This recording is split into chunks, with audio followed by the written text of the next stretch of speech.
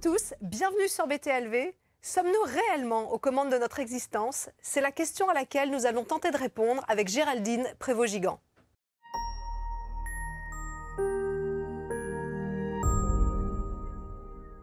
Bonjour Géraldine. Bonjour Sandrine. On est ravis de vous accueillir à nouveau sur BTLV. Je rappelle que vous êtes psychopraticienne spécialiste de la relation. Et vous êtes également auteure. Vous venez d'écrire le livre « J'apprends à accueillir les synchronicités ». Accueillir les synchronicités, ça veut dire accueillir ce que la vie nous propose, nous impose. Comment vous voyez les choses? C'est danser avec la vie, c'est-à-dire être attentif aux signes que la vie nous envoie, parce que parfois, pas toujours, ces signes nous disent quelque chose. Et ils nous invitent à regarder une thématique, à regarder peut-être une dimension de nous-mêmes, à regarder une orientation que nous devrions prendre plutôt qu'une autre.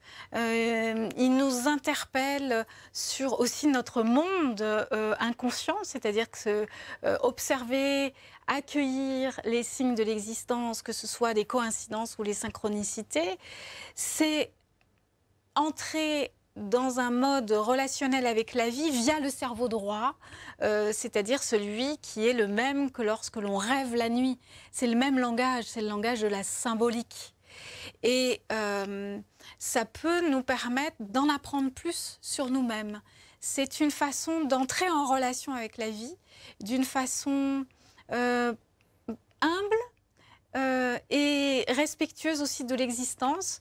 C'est important, je trouve, d'entendre ce qu'elle a à nous dire. Et parfois, la vie parle beaucoup, parfois elle se tait. C'est aussi là des cycles. Le silence aussi dit beaucoup parfois. Mais comment on sait si c'est une coïncidence, si c'est une synchronicité, si c'est un message, s'il n'y a rien à y voir? Comment, à un moment donné, est-ce que vous avez une intuition? C'est un sentiment d'évidence? Comment ça se passe pour être sûr que c'est un signe de la vie? Comment vous le savez? Les coïncidences sont deux événements qui sont similaires et qui rentrent en écho. Je pense à une amie que je n'ai pas vue depuis longue date. Je suis dans Paris dans l'après-midi, je la croise. C'est une coïncidence. Est-ce que ça n'a pas forcément de sens? Les synchronicités ont du sens pour celui qui l'observe. Parce qu'elle apporte une réponse à une question qu'il se pose ou à un besoin qu'il a? La question n'est pas forcément dans le conscient. On peut ne pas être conscient de la question. Les synchronicités nous indiquent qu'on a à voir avec cette vibration-là, je dirais. Si par exemple, il y a un symbole qui revient régulièrement dans les jours qui viennent, dans les semaines qui viennent, moi, j'invite à se dire...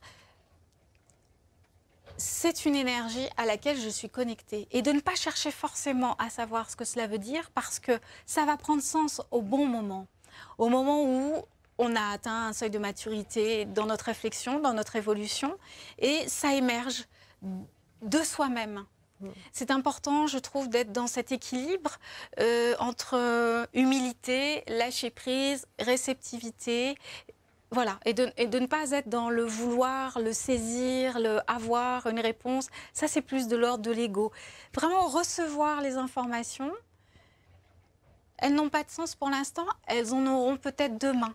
D'accord. Et à force de chercher les signes extérieurs, parce qu'il y a de plus en plus de personnes s'accrochent aux synchronicités, où on se dit c'est un signe, on cherche des réponses à des questions qu'on a ou qu'on se crée. Est-ce que finalement, à force de vouloir voir des signes tout le temps ou de chercher des réponses, est-ce qu'on ne se déconnecte pas de notre monde intérieur, de la réponse qu'on doit trouver en soi? C'est vraiment le processus que je propose, c'est en effet se reconnecter d'abord à soi-même, faire le ménage. Ça revient à ce que je disais tout à l'heure sur se libérer de nos croyances limitantes, guérir nos blessures du passé, nous alléger de bagages qui ne nous appartiennent pas forcément, faire le ménage à l'intérieur de soi, rentrer chez soi en fait, faire le ménage et s'asseoir.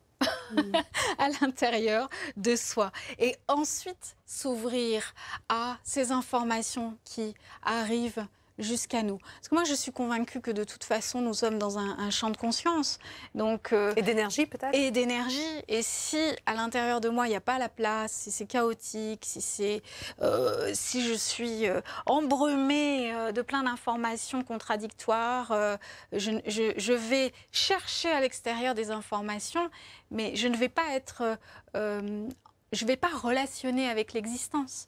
Tandis que si je reviens à moi, je rentre chez moi, je fais le ménage, j'explore les différentes pièces de mon château intérieur, j'ouvre des portes et des portes et des portes, et je découvre ces espaces intérieurs, j'ouvre aussi l'accès plus direct à la vie. Alors justement, quand on fait ce calme, on entend plus son intuition, on écoute plus ses désirs. Est-ce que ce qui va créer ou ce qui va nous donner l'impression de voir des signes ou des synchronicités, est-ce que ce n'est pas justement le reflet de nos propres intuitions, de nos propres désirs? Comment on fait la part des choses dans tout ça? Le désir est plus de l'ordre de l'ego. Je dirais que on peut faire le distinguo de cette façon-là. C'est-à-dire, si je suis dans le désir de quelque chose, que je souhaite qu'il arrive, ou si je souhaite voir des signes qui me disent telle et telle chose, je suis dans le contrôle. Et donc, je ne suis pas certaine que, du coup, je puisse avoir accès aux synchronicités. Hein. En revanche, si je suis dans cette assise intérieure, qu'il y a ce calme et que je me connecte à moi-même, je vais être dans une réceptivité d'informations. Il y a ces informations qui viennent à moi ou elles ne viennent pas. Peu importe, puisque je suis déjà stable à l'intérieur, je suis déjà dans l'harmonie à l'intérieur de moi-même. Oui, on n'est pas en train de vouloir une réponse. D'une certaine façon, on est dans cette forme de lâcher prise. Exactement. Parce qu'on a l'impression, quand on dit il faut comprendre les synchronicités, qu'on est dans une quête, une demande et une observation qui, du coup, est à l'inverse du lâcher prise. Et vous, ce que vous nous expliquez, c'est que ce calme intérieur permet d'accéder aux informations, aux possibles messages, parce qu'on est dans un lâcher-prise.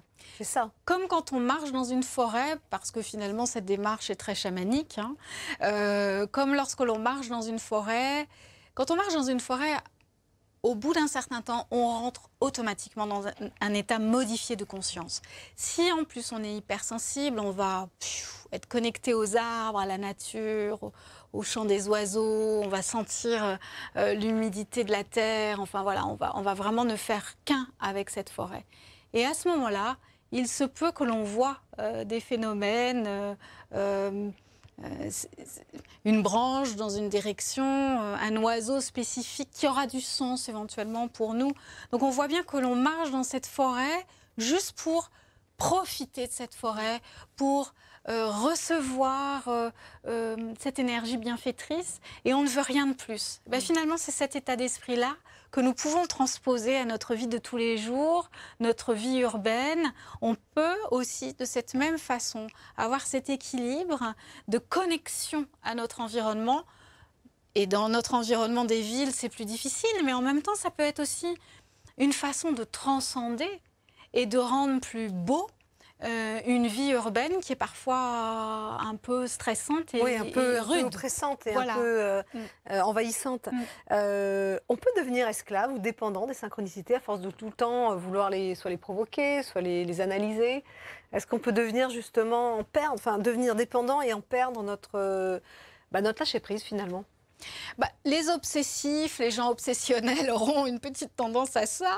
Je dirais que si on n'est pas habité de soi, au sens du non-amour de soi, on prend ce risque-là. Mais si on a travaillé cet espace intérieur et qu'on s'est rapproché de soi, on ne sera pas dépendant de cet extérieur. Parce que le rapport à l'environnement, à la vie et aux informations qui arrivent jusqu'à nous n'est pas le même. Si je suis vide à l'intérieur, je vais justement du coup chercher à remplir avec des informations qui viennent de l'extérieur. Mais si il y a une énergie à l'intérieur de moi, si je m'habite, si je suis de retour chez moi, pour reprendre la métaphore du château, si je suis de retour chez moi, je ne vais pas chercher à l'extérieur pour remplir l'intérieur, je vais donc être dans une harmonie et un dialogue. Et ce sont des énergies, en fait, c'est un aller-retour entre soi et... Des vases communicants. Voilà, et ce sont des vases communicants et ça communique.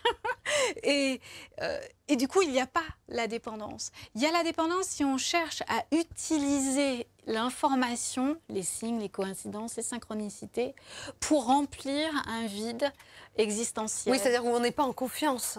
Et du coup, on cherche des explications ou des signes pour savoir où on va, parce que la route n'est pas claire.